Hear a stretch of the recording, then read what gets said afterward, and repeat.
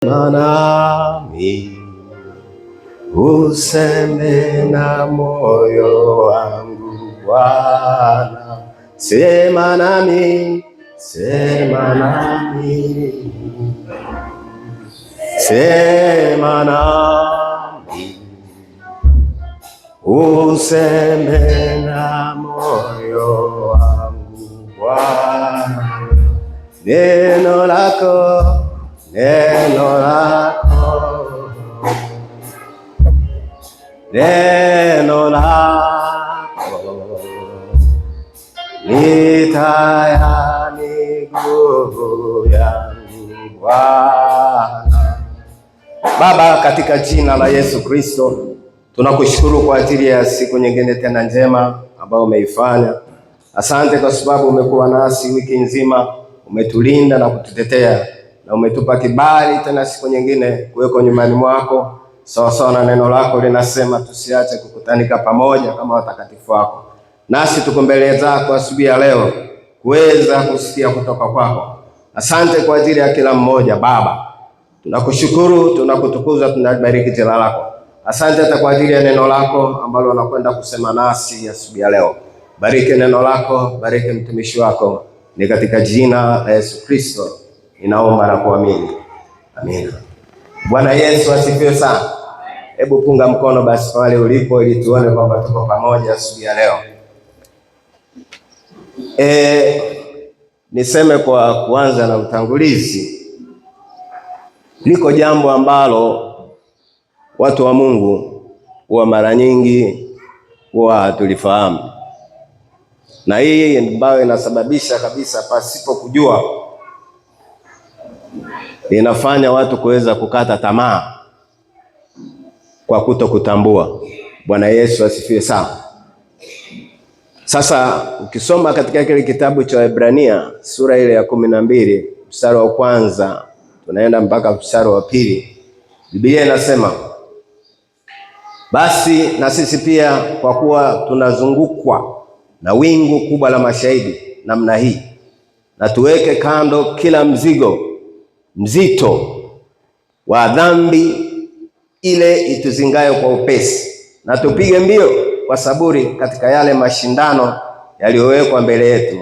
Mstari wa pili, tukimtazama Yesu mwenye kuanzisha na mwenye kutimiza imani yetu, ambaye kwa ajili ya furaha iliyowekwa mbele yake aliustahimili msalaba na kuidharau aibu, naye ameketi mkono wa kuume wa kiti cha enzi cha Mungu. Bwana Yesu asifiwe sana.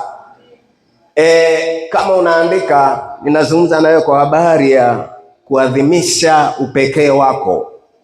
Ni muhimu kufahamu Mungu anashirika na mtu mmoja binafsi.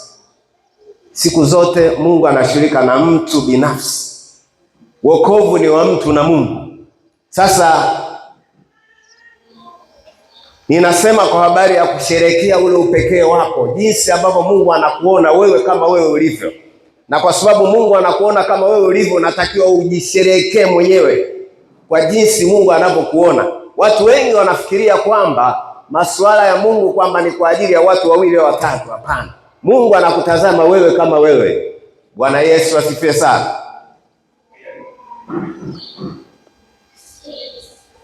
Sasa uelewe kabisa kwamba Mungu anaposema anakutazama wewe kama wewe, ni kwamba Mungu kabisa ana mpango wa kipekee kwa ajili ya maisha yako, tofauti na mtu mwingine kabisa. Hicho lazima ukielewe.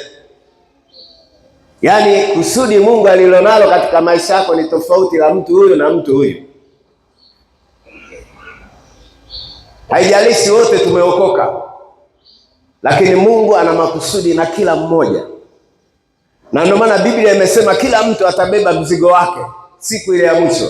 Sasa Mungu ana mpango kabisa maisha yako ya kipekee kwa ajili ya maisha yako, tofauti kabisa na mtu mwingine ambaye yote aliye hai.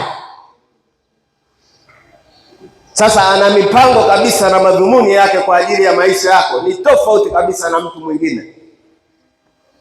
Kwa hiyo ni muhimu kulifahamu ile. Watu wengi wamekuwa katika maisha yao ya wokovu, wamekuwa wakitazama. Wengine wanashindwa kupiga hatua kwa sababu ya kuangalia mtu fulani. Wengine wameshindwa kupiga hatua kwa sababu ya kuona mtu fulani anafanya hivi. lakini kumbe Mungu anatazama kila mtu kwa nafasi yake. Bwana Yesu asifiwe sana. Kwa hiyo ni muhimu kufahamu Mungu siku zote hawezi kuwa na kopi yako. Wewe ana original yako wewe. Hana kopi ya namna yoyote kwamba ana kopi yako. Yeye ana original yako wewe mwenyewe, anakutazama wewe kama wewe katika maisha yako na lile kusudi Mungu aliloweka ndani yako kwa ajili ya maisha haya tulionayo katika dunia hii. Sasa haijalishi kwamba mko labda ndugu katika wokovu, labda mmezaliwa mapacha. Watu wengi wanakuwa na tabia, wale watu mapacha, kuna tabia fulani, yani kuna mambo fulani ambao watu wanaamini kwamba wanakuwa wale watu mapacha wamekuwa kila wanachofanya wanafanya hivi, kila wanachofanya wanawatengenezea hata nguo za sare, ili hata mtu sio tu sura, mtu anaweza akaona hata mavazi ya mapacha. Sasa haijalishi kwamba mmezaliwa mapacha, mko ndani ya wokovu, hata kama ni mapacha, lakini kila mtu Mungu ana mpango na maisha yake. Kila mtu anamtazama kama jinsi alivyo yeye, kama yeye, kwa sababu ule ni uzazi wa kibinadamu. Watu wanazaliwa katika uzazi ule wa kibiolojia tofauti na ule uzazi wa kuzaliwa kiroho, kwa sababu kuna uzazi ule wa kawaida ambao tunazaliwa kibinadamu.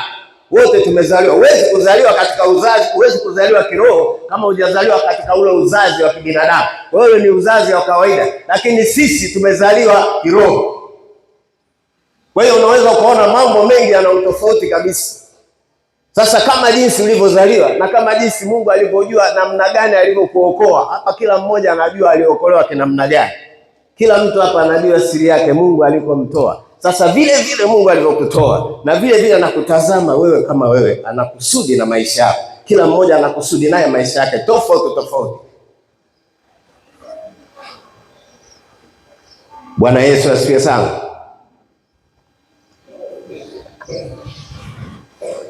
Kwa hiyo ni muhimu sana kujivunia ule upekee wako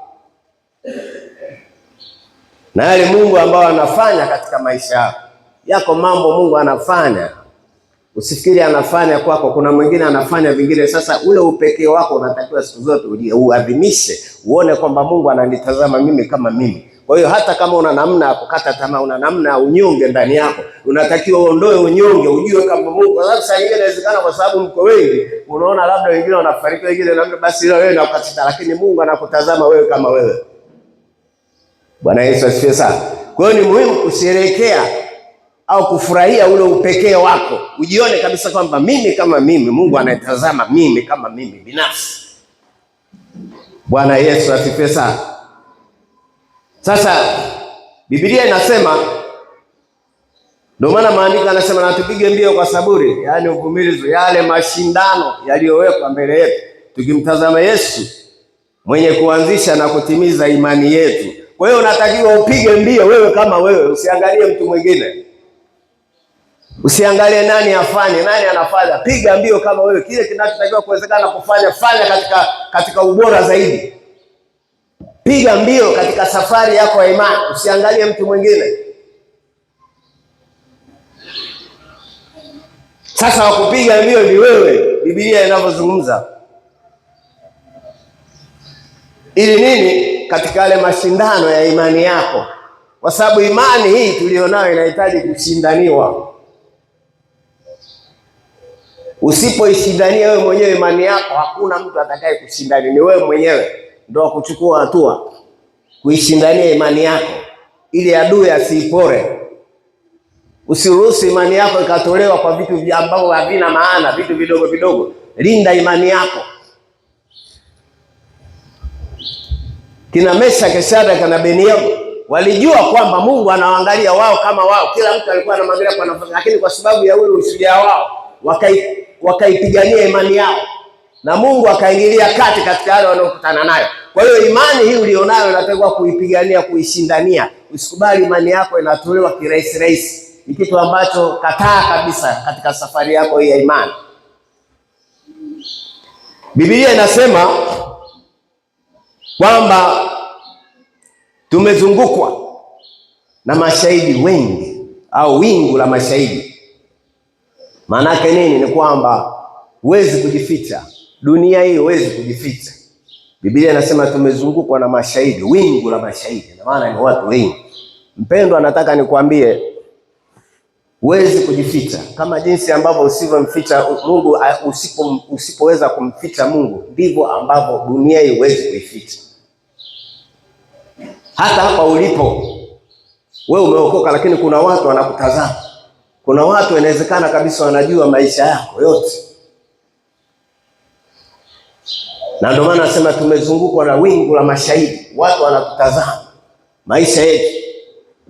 Inawezekana kuna wengine. Na ndio maana kama jinsi Mungu anakutazama wewe, na wewe unataka ujitazame wewe kama wewe. Mashahidi wengi wanakutazama. Biblia inasema tuweke kando kila mzigo mzito na dhambi ile tuzingayo kwa upesi. Dhambi tuzingayo kwa upesi ni dhambi ambazo zinaendelea kutung'ang'ania, kutufuatilia. Wewe mwenyewe ni shahidi. Unaweza mtu kama umeokoka, lakini bado kuna vitu vinakufuatilia.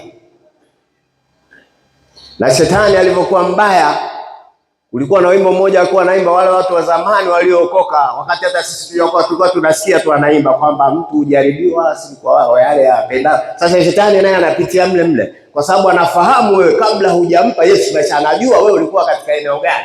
Kwa hiyo mara zote atakuwa anatafuta njia ya kukusogeza katika eneo lile ili kukuonyesha kwamba je, katika hili wewe unawacha kweli kabisa kitu kingine. Yeye anakutafuta ndio zile dhambi zizingazo kwa upesi. Ni yale mambo ambayo Shetani anafanya king'ang'anizi kutusogezea ili tuweze kuyachukua ili atutoe katika imani yetu.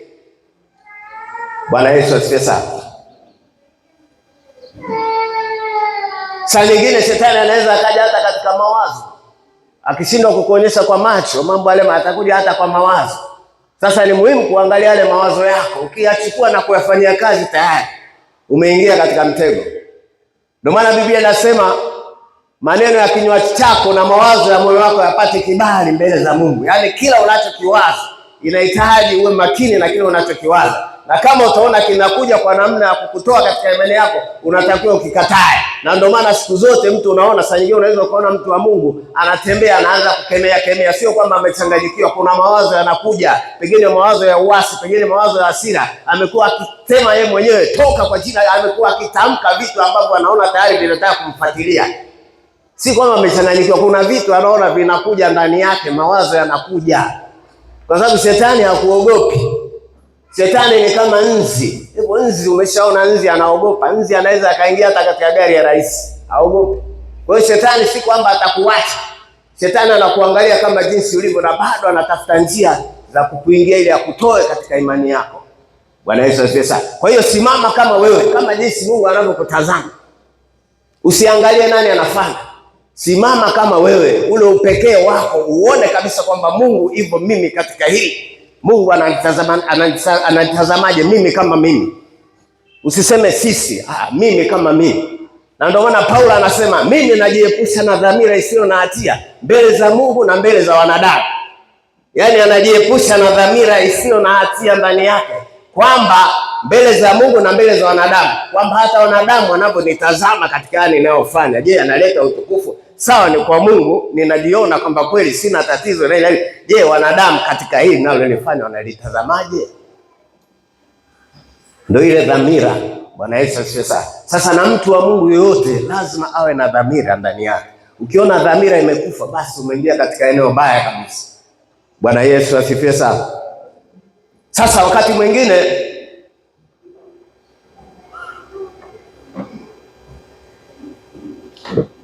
kuna namna ambayo inaweza ikaja ya kukata tamaa, kutukatisha tamaa. Na hii inakuja kwa kuona kwamba inawezekana kabisa, lakini lazima ufahamu kwamba sisi tumeokoka na Mungu ametuita kwa makusudi maalum. Ametuita kwa kusudi maalum. Tumeokolewa kwa kusudi maalum, si kwa bahati mbaya. Sasa katika namna ile, katika ndani ya safari yetu ya imani, ndani ya maisha yetu, kuna mambo ambayo wakati mwingine anawezekana akawa anatukatisha tamaa, ya kujifanya kusikia kukata tamaa. Na hiyo mara nyingi huwa inakuja kwa kutazama kinamna. Kuna watu huwa anakaa wanawaza, wanapoona watu wengine wanafanikiwa. Mtu yuko ndani ya wokovu lakini anawaza mambo mengi, anaona kuna watu wengine wanafanikiwa, wanaonekana wanafanya maendeleo zaidi kuliko mimi. Sasa hizi ni hisia zako. Bwana Yesu asifiwe sana. Hazina maana kabisa. Unapokuja na hisia za namna hiyo, uelewe kwamba hazina maana, kwa sababu siku zote ndani ya wokovu wako huwezi kupima mafanikio yako kwa kulinganisha na mafanikio ya mtu mwingine. Siku zote huwezi kupima mafanikio yako kwa kulinganisha na mafanikio ya mtu mwingine. Hicho ni kitu kwamba hakiwezekani kwa mtu wa Mungu au uko ndani ya Yesu Kristo. Badala yake unaweza katika maisha yako ya kila siku kupima mafanikio yako kwa kiasi gani unatembea katika mapenzi ya Mungu. Hicho ndio cha kukipima ndani yako siku zote za maisha yako, kujipima kwa kiasi gani au kwa kiwango gani natembea na maisha na Mungu kwa uaminifu katika maisha yangu. Hayo ndio ya kupima katika safari yetu ya wokovu. Bwana Yesu asifiwe sana. Na si kwamba mtu mwingine anapofanikiwa kwamba wewe unashindwa. Hapana. Hilo wazo natakiwa uliondoe. Kwa sababu kila mtu ameitwa kutimiza kusudi la Mungu, au kutimiza kusudi lile la maono ya Mungu ambao amekusudia kwa ajili ya mtu ule. Katika kitabu kile cha Mathayo sura ile ya 11 mstari wa 11, Biblia inasema hivi, karibu namaliza. Mathayo ile 11, naweza nikasoma mstari kama mmoja au miwili. Biblia inasema hivi: Amini nawaambia, hajatokea mtu katika wazao wa wanawake aliye mkuu kuliko Yohana Mbatizaji, walakini aliye mdogo katika ufalme wa mbinguni ni mkuu kuliko yeye. Nitarudia, amini nawaambia, hajaondokea mtu katika wazao wa wanawake aliye mkuu kuliko Yohana Mbatizaji, walakini aliye mdogo katika ufalme wa mbinguni ni mkuu kuliko yeye. Biblia inasema, ukisoma inasema kwa habari ya Yohana Mbatizaji, hata Yesu mwenyewe alisema. Yohana Mbatizaji, Biblia inasema alijazwa Roho Mtakatifu akiwa tumboni mwa mama yake. Na Yesu mwenyewe alimuelezea Yohana kuwa ni mkubwa kuliko watu wote waliozaliwa na wanawake. Sasa ni muhimu kufahamu hata hivyo huduma yake. Biblia ndio maana nasema Mungu ana makusudi na kila mtu. Hata huduma yake ukisoma katika maandiko, kama unafuatilia wale wachunguzi wa maandiko, unaweza ukakuta kile kitu ambacho Yesu alichokuwa anakizungumza. Ile huduma yake ilikuwa ni huduma ya utangulizi. Ilidumu kwa miezi 6 tu. Na hii ndio ilikuwa kusudi la Mungu kwa maisha yake mtu huyu. Bwana Yesu asifiwe sana. Kwa hiyo naye alitimiza kusudi hilo. Kwa hiyo Mungu anapokuwa na kusudi la maisha yako, ili utimize kile Mungu alichokikusudia. Kwa hiyo siku zote katika maisha yako ndani ya safari ya wokovu na hitimisho, sasa ni muhimu kufahamu, ujitambue wewe ni nani na kile Mungu jinsi anavyokutazama. Siku zote jifunze kusherehekea upekee wako. Epuka kushindana na kujilinganisha na mtu mwingine. Hicho epuka kabisa katika maisha yako. Weka mkazo katika wito wako Mungu aliyokuitia. Kwa sababu kila mtu anaitwa. Katika kanisa la Mungu hakuna mtu ambaye ameitwa kwa bahati mbaya. Kila mtu ameitwa, na kama umeitwa una kitu cha kufanya ndani yako.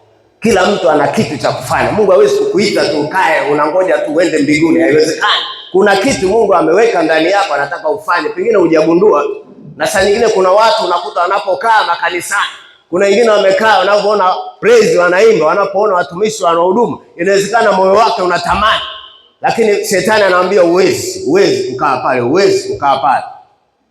Lakini sasa mtu kama huyo atakapogundua, atakapoanza katika hatua ndogo, basi Mungu katika hatua ile unaanza, Mungu anatembea na wewe mpaka ile huduma yako inainuka. Bwana Yesu asifiwe sana. Kila mmoja ana kitu cha kufanya, lakini kwa sababu ya kutokujua, na shetani amekuwa akipiga watu kwa kukatisha tamaa na kutia hofu ndani yao. Mungu hawezi kutuokoa wote, alafu wote tu hatuna cha kufanya, haiwezekani. Kila mtu ana cha kufanya, kila mtu ana kitu ameweka ndani yake. Utaanza kwa ugumu, lakini kwa sababu Mungu atakapogundua kwamba una lengo la kuingia katika kile Mungu alichoweka ndani yako, anachukua hatua sasa ya kukuendeleza taratibu, na baadaye unasimama wewe kama wewe na kuwa na huduma yako ndani ya kanisa. Bwana Yesu asifiwe sana. Kwa hiyo siku zote, mtu wa Mungu, nataka nikuambie, siku zote tenda kazi yako kwa wito Mungu alikuitia. Tenda kwa ubora zaidi kuliko ulivyofanya awali. Bwana Yesu asifiwe sana. Na ukijua hilo, nataka nikwambie kwamba maisha yako hayatasumbuka. Ulizaliwa kwa kusudi maalum. Jifunze kujiangalia mwenyewe na kupima mafanikio yako kwa njia ya neno la Mungu. Hicho ndio cha msingi. Siku zote pima mafanikio yako kwa neno la Mungu. Jifunze kujiangalia wewe kama wewe. Simama kwa miguu yako pale ulipo. Tazama, wewe ni Bwana Mungu wa wote wenye mwili. Je, kuna neno gumu lolote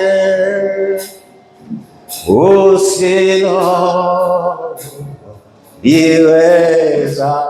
Tazama, tazama, wewe ni Bwana Mungu wa wote wenye mwili. Je, kuna neno gumu lolote usiloliweza?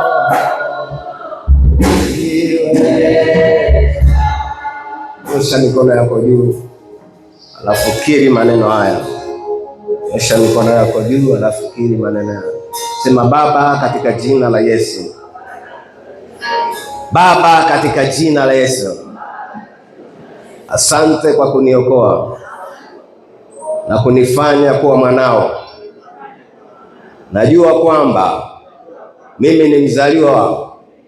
Najua kwamba mimi nilizaliwa kwa kusudi, na kusudi hilo ni kuleta utukufu kwa jina lako, na kusudi hilo ni kuleta utukufu kwa jina lako.